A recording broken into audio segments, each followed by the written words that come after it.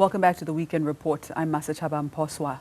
As South Africans gear up for the festive season feasts, meat prices continue to soar despite the slight easing of the consumer price index in November.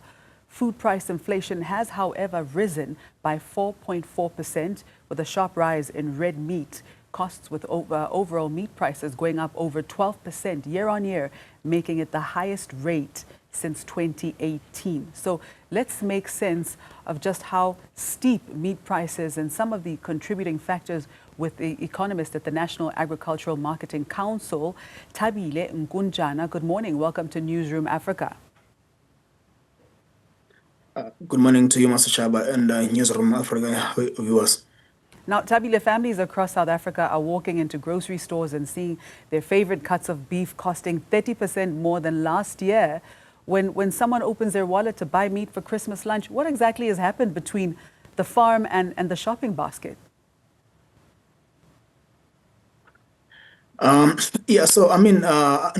Master Chaba, there's a couple of things, around this time that tends to, influence meat prices. One, the mostly anticipated one is the fact that in festivals around this time of the year, there's generally a rise in demand for meat. There's a demand for the braais, and a lot of folks are doing a lot of, things big at their homes and all that. So generally the demand increases. But unfortunately for this year, as much as there's this demand that normally peaks from November, December, so for this year, it has been quite impacted negatively by the fact that we have had a very prolonged persistence in foot and mouth disease.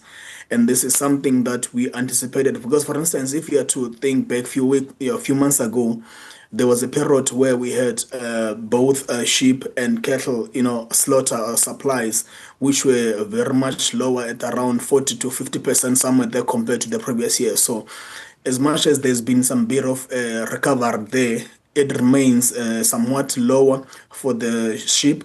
But of course, now with beef, the main issue is that as much as there's this demand, but also within the global space, there's so much demand, especially for the premium cuts. So meaning now the consumers had to battle to get what they can afford in terms of the affordable cuts. And as a result, if you to look even into other countries like the US, globally space, I would say, generally the heads or the number of sheep that are cattle that are available for slaughter, it has been going down since the COVID period. And as a result of that, that supply that is a little bit lower than demand, it is trickling towards what the consumers are buying at the retail store at the present moment.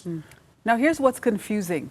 Overall inflation is down to 3.5%, which sounds like good news, but the meat bill has shot up by over 12%. So how do you explain this disconnect to someone who's feeling like the numbers just don't match their reality?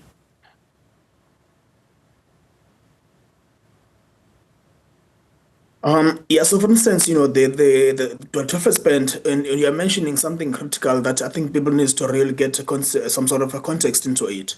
So that 12%, if you had to drag it back, it goes back to around the same, levels we've seen around 2018. And that was a period where we are recovering from the drought that we have seen from 2016, 2017. So where a lot of cattle were slaughtered, and then as a result, following the year, we had to rebuild.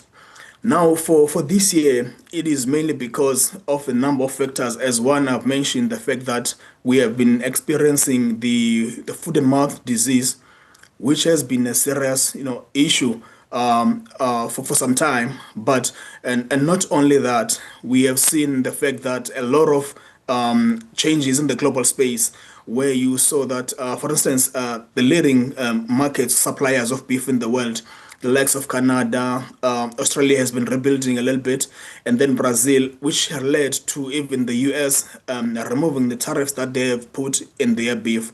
So generally for this year, things are not the same. And also, Mr. Chaba, one thing that tends to be very important and critical that we tend to overlook, it is the fact that inputs, that is the what we use to produce this beef, have increased significantly over the years. For instance, if we are to look into the bales that the farmers will purchase in the US, for instance, they have really been seeing records into that. And also because of the fertilizers that are used to produce the feed itself, they have been skyrocketing, as even though there have been some bit of a decline here and there. But for the past 5 years, we have seen that these inputs have been significantly increased over the years. And as a result of that, there's so much that is unstable at the moment, and that creates volatility, for the industry. But as one thing that we tend to also forget, it is the fact that this is a market that will be determined by the supply and demand. As I was telling you earlier on, that the reality is that we do not really have this the amount or the levels of beef that we'll normally get around this time, and given the fact that we are in a period where we really see the demand. So that means then we're going to have to, at least for now, deal with the fact that there's not enough beef that is there to be able to supply the local market. And also there's a significant increase in what other folks outside the country are demanding as far as the beef is concerned. Now, Thabile, does the current inflation measurement accurately capture the cost of living pressures, especially for staples like meat? Or should South Africa look at alternative indicators?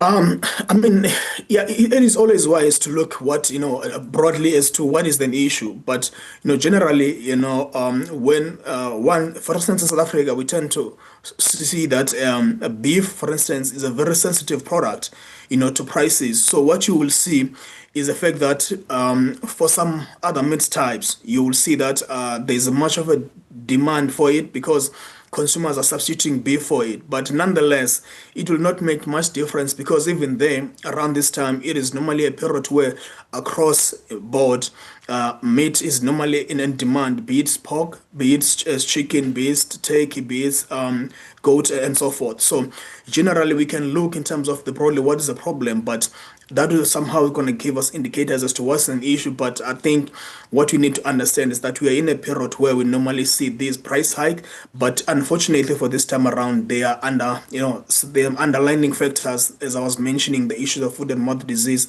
the increased demand both locally and outside the country, and generally the imports that are used to produce all these as products. But unfortunately for now, this is a reality. But normally, as has been the case historically, prices tend to sort of decline a little bit just after the season, after the festival season. But until then, we're gonna still be monitoring what is the situation. But the reality is the food and mouth is here, and even though there are some measures to try to sort of contain it, but at the moment we're gonna have to deal with the situation that is the elevated prices for all meat, including the red meat, that is the beef and mutton. And I'm so happy you mentioned alternative meat products. The chicken has always been the affordable option for most households, but we're seeing those prices climb too. For a family already stretched thin, what protein options are left that won't break the bank? So alternatively, what normally consumers will do, for instance, for the levels of beef, as much as beef will be expensive, I know that there are some consumers that cannot do without it. And as a result, you will see, the cuts that are normally not premium or that are not normally as expensive getting to see a demand into it. And that's normally the case even across. So even when you are to go for the poultry, in poultry, there's part of poultry that is normally expensive, the breast and other parts. But when you are to move the likes of wings and all that, so consumers will buy based on what their wallet can allow around this time. But generally, it's something that where consumers are sort of forced to buy what they can be able to get. But generally, one needs to get some protein, unfortunately, but that is going to be determined by one's wallet and of course the availability of the products around this time. All right. Now, last but not least, and very briefly, Minister Steenhuisen admitted last month that government is losing the battle against this disease outbreak. So as an economist who tracks these markets, what does that admission mean for families planning their budgets for the next 6 months? So I think, Mr. Chaba, the reality was that the minister was forced to sort of admit that because this year the current outbreak has really been an issue, and unfortunately it was bound because of the ill manner in terms of how we've been handling it before. But now, as we are here, there's so much that is being done. We have vaccinated almost 1 million of it. There's so much that is being put to start a mass vaccination in February next year. But that is something that is we're gonna see the results based on those in the next medium term. Unfortunately, then it's gonna be a different period from what we are experiencing now, which is elevated prices for all these meat products. But we are optimistic that, even though it's such a huge, uptake in terms of the policy, but we are hopeful that if all the stakeholders, the private sector, are to come together, it can be something that can be done, irrespective of the logistics that are going to go behind it. But generally, it's something that we're hopeful that is going to come up and bring in some positive developments for the whole sector. All right. Thank you very much, Thabile, for your time. That was Economist at the National Agricultural Marketing Council, Thabile Nkunjana.